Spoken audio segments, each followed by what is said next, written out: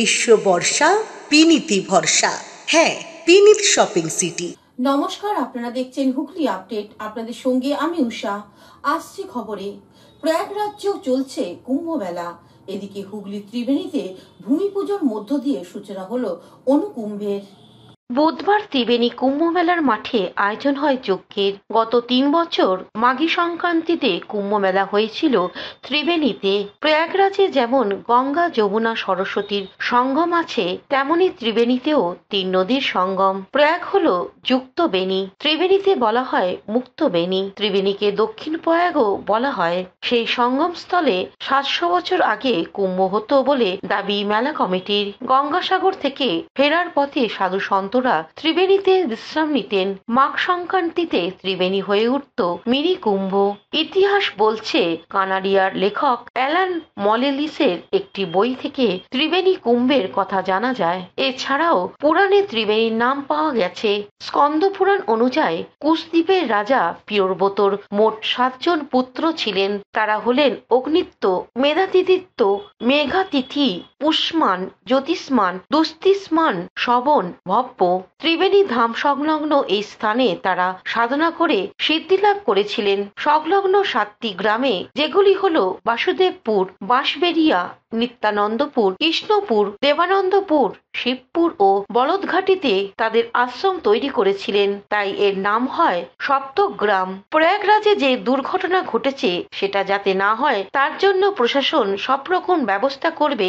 আগামী 11 ফেব্রুয়ারি তৃতীয়ার্ধে মেলায় ভিড় জমাবে সাধু সন্তরা। নাগা সাধু থেকে দেশ বিদেশের সাধুরা উপস্থিত থাকবেন। হোমকুণ্ডের যজ্ঞ এবং ধর্ম সম্মেলন হবে। পরে নগর কীর্তনের পর হবে সাই সান। 10ই ফেব্রুয়ারি থেকে মাধ্যমিক পরীক্ষা শুরু। পরীক্ষার্থীদের যাতে অসুবিধা না হয় তার জন্য মেলার চারপাশে কয়েক কিলোমিটারের মধ্যে 5টি স্কুলের পরীক্ষা কেন্দ্র করা হচ্ছে না। প্রয়াগে যে ঘটনা ঘটেছে তার জন্য গতকালই জেলাশাসক দপ্তরে একটি উচ্চ পর্যায়ে বৈঠক হয়। সেখানে মন্ত্রী, বিধায়ক, পুলিশ সুপার থেকে জেলা প্রশাসনের আধিকারিকরা উপস্থিত ছিলেন মন্ত্রী বেচারাম মান্না। এই বিষয়ে মন্ত্রী বেচারাম মান্না কি বলছেন শুনবো। পুণ্য স্থান হয়, সেখানে বহু মানুষ রয়েছেন এবং সেজন্য line department, DM, ADM, police প্রশাসন এবং লাইন ডিপার্টমেন্ট, পৌরসভা সকলকে নিয়েই আজকে বসা হয়েছিল। সেখানেও যাতে শান্তিপূর্ণভাবে স্নান করে মানুষ বাড়ি ফিরতে পারে সেটাও যেরকম দেখা। আবার পাশে আমাদের যে দরগা রয়েছে, সেই দরগার পৌরস উৎসব রয়েছে, একই সাথে পড়েছে। এবং আপনারা জানেন যে আমাদের রাজ্যের চিরাচরিত ঐতিহ্য সম্পত্তি রক্ষা করা, তাই দুটো মেলা, একদিকে ত্রিবেণী সঙ্গমের, একদিকে ঔরস উৎসব, দুটোই পাশাপাশি থাকে। অতএব এ ব্যাপারে আমাদের বাড়তি সতর্ক রাখা এবং যাতে সকলেরই সুবিধা হয় সেটা লক্ষ্য রাখা, সেই নিয়েই আজকে প্রস্তুতি মিটিংটা ডাকা হয়েছে। এবং যেহেতু ত্রিবেণী সঙ্গমের মেলাটা আমাদের 11, 12, 13, সেহেতু আমরা আরও বেশি করে গুরুত্ব দিচ্ছি। এবং অন্যদিকে বরানগর আলমবাজার মঠের স্বামী শারদাত্মানন্দ কি বলছেন শুনবো। রুদ্রাভিষেক হবে স্টেজে এবং তারপরে এখানে মহাযজ্ঞ, রুদ্র মহাযজ্ঞ হবে, এখানেই হবে। আমার মনে হয় এখানটাতেই হবে। আর তারপরে মহারাজ 3টে অবধি এটা চলবে। তারপরে ওখানে ধর্মসভা মতো একটু হবে, প্রবচন হবে এবং একটা বিশেষ অনুষ্ঠান হবে। তারপরে সেটা দিয়ে আমাদের ও ত্রিবেণীর মেলা কমিটির চিফ পেট্রন কাঞ্চন বন্দ্যোপাধ্যায় কি জানাচ্ছেন শুনে নেব।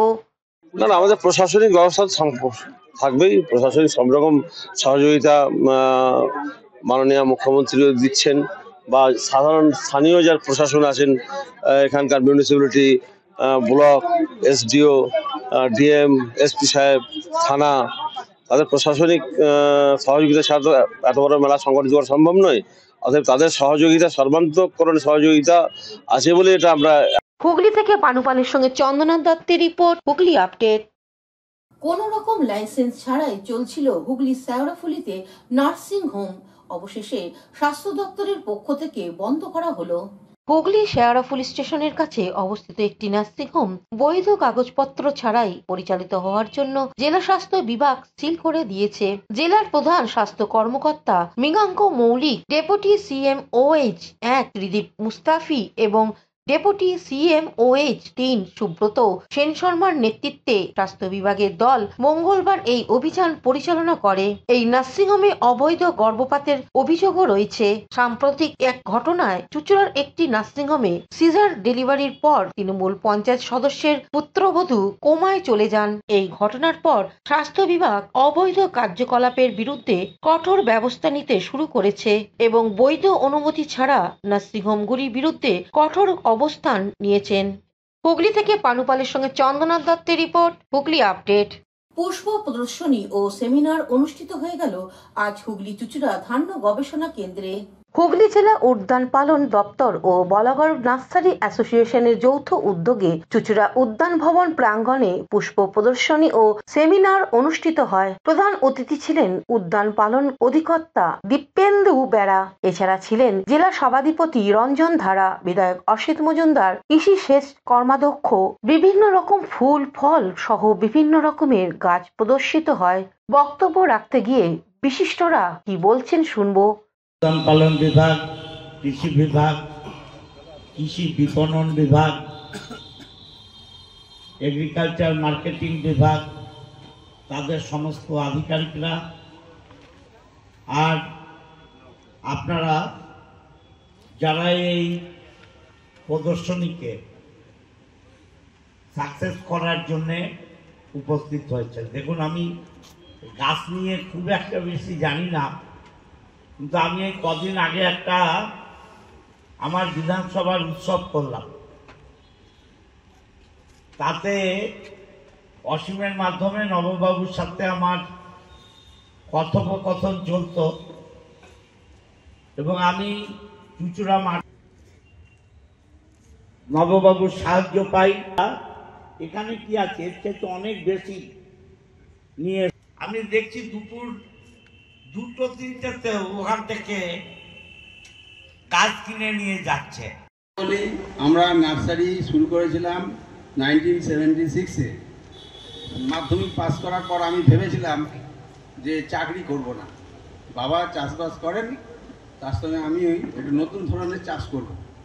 100 গোলাপ গাছ 400 টাকা নিয়ে বাবার থেকে আমি প্রথমে লাগাই। সেই থেকে আমি 500 কলম বাঁধি। তখনকার দিনে আমি 5 টাকা করে গোলাপ বিক্রি করি। আমি দেখলাম এতে ভালো চাষ এবং চাষেতেও অনেক লাভ আছে। আর বেগুন, আলু, পটল এসব চাষ করে বাবা যে রোজগার করতো সেটা আমার মনে ধরতো না। যাই হোক, আমি ওই গোলাপ চাষ করা শুরু করাতে তখন থেকে আজ পর্যন্ত 2024-25 সাল তা আমার এলাকাতে এখন নার্সারিতে আমার দেখা দেখি 2000-এর ওপর নার্সারি আছে। যার বাড়িতে 5 কাঠা জমি আছে সেও ডালিয়া চন্দ্রমল্লিকা করে।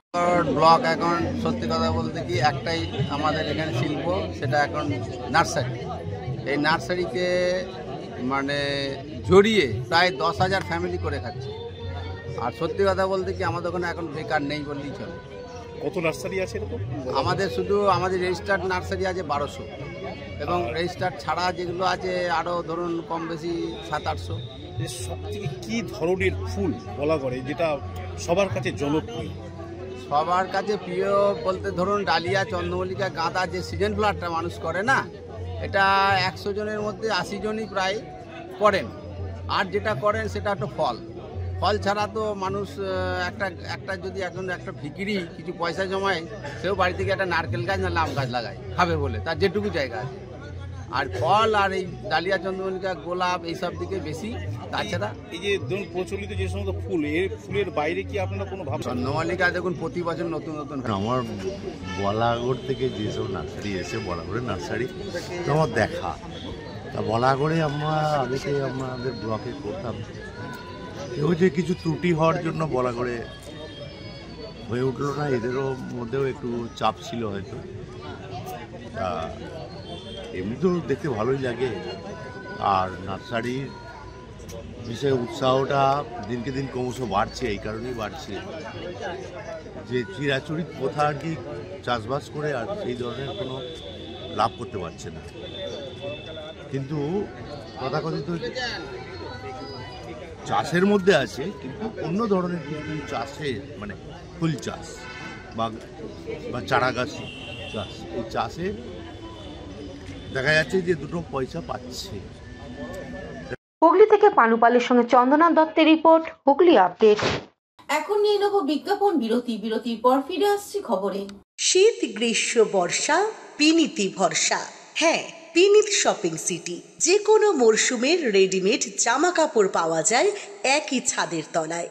ছোট থেকে বড়, পুরুষ, মহিলা ও শিশুদের একমাত্র নির্ভরযোগ্য প্রতিষ্ঠান। শীতকালীন যে কোনো শাড়ি, জিন্স, টপ, কুর্তি, চুড়িদার, পাঞ্জাবি মানেই পিনিত শপিং সিটি। আখন বাজার, চুঁচুড়া, Hooghly. Enjoy a weekend at Vedam, the paradise of peace. A home away from home.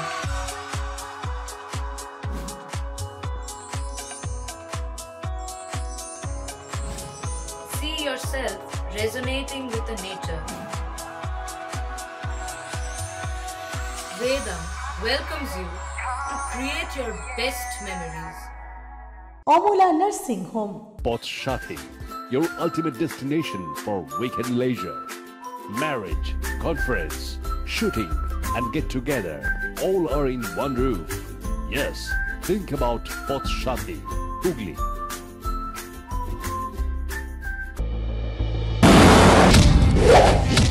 आपकी हालत तो बहुत खराब है।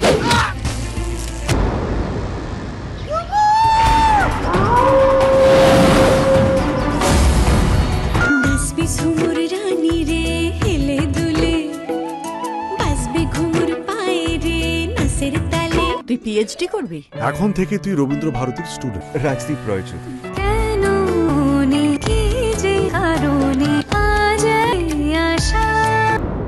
তুই শুধু আমার সাথে একবার বন্ধুত্ব করিয়ে দে। ঝুমুর, আমি পার্ট টাইম জবটা পেয়ে গেছি। একটা সোশ্যাল মিডিয়াতে ভিডিও পোস্ট করে। এসব কি শুনছি? এসব অপোজিশন পার্টির কাজ স্যার। কার মুখ বন্ধ করবেন? প্রেস, পাবলিক নাকি অপোজিশন পার্টি? তোমাকে দেখে খুব আপসেট মনে হচ্ছে। দেবজানী মিত্র কোন রুমে থাকতেন? ঝুমুর মুর্মু স্যার। এটা ladies hostel, boys are not allowed. একটা ভয়ঙ্কর কোনো ঘটনা ঘটবে।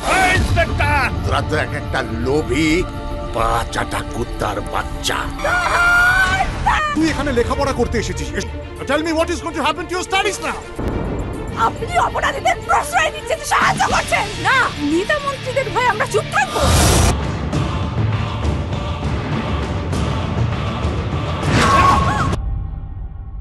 বিরতির পর ফিরে এলাম খবরে। দেবী সরস্বতী পুজোর নিরঞ্জন শোভাযাত্রা অনুষ্ঠিত হয়ে গেল হুগলিতে। দেবী সরস্বতী পুজোর নিরঞ্জন শোভাযাত্রা অনুষ্ঠিত হয়ে গেল গতকাল সন্ধ্যায়। হুগলি চুঁচুড়া শহরে প্রায় 26টি পুজো কমিটি শোভাযাত্রায় অংশ নেয়। হুগলি চুঁচুড়া শহরে প্রায় 25টি পুজো কমিটি শোভাযাত্রায় অংশ নেয়। বিভিন্ন বিভাগে ভাগ করা হয় শোভাযাত্রা। চোখ ধাঁধানো আলোকসজ্জা, ব্যান্ড, আদিবাসী নৃত্য এবং সুন্দর দৃষ্টিনন্দন প্রতিমা যা সকলের নজর কাড়ে। অধিক রাত অবধি শোভাযাত্রা চলে, যা দেখতে প্রচুর মানুষের ভিড় হয়।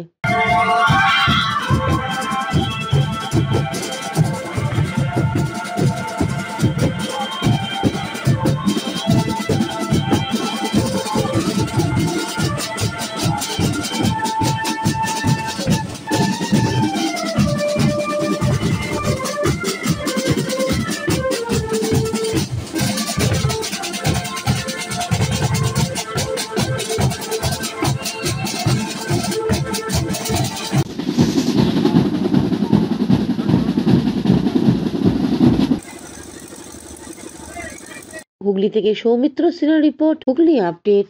দেবী সরস্বতী পুজোকে কেন্দ্র করে হুগলি চুঁচুড়া পৌরসভার 13 নম্বর ওয়ার্ডে বিভিন্ন প্রতিযোগিতার আয়োজন করা হয়েছিল। বিজয়ীদের হাতে পুরস্কার তুলে দেওয়া হলো। হুগলি চুঁচুড়ার পৌরসভার 13 নম্বর ওয়ার্ডের পোতাপুর ময়ূরপঙ্খী ঘাট এলাকায় দেবী সরস্বতী পুজো উপলক্ষে ছোটদের নিয়ে বিভিন্ন প্রতিযোগিতার আয়োজন করা হয়। গতকাল দেবী সরস্বতীর বিসর্জন শোভাযাত্রার আগে বিজয়ী প্রতিযোগীদের হাতে পুরস্কার তুলে দেন স্থানীয় কাউন্সিলর তথা পৌরসভার CIC member Joydev Adhikari. Bureau report, Hooghly update. এখনকার মতন খবর এই পর্যন্তই। প্রতিদিন দেখুন হুগলি আপডেট।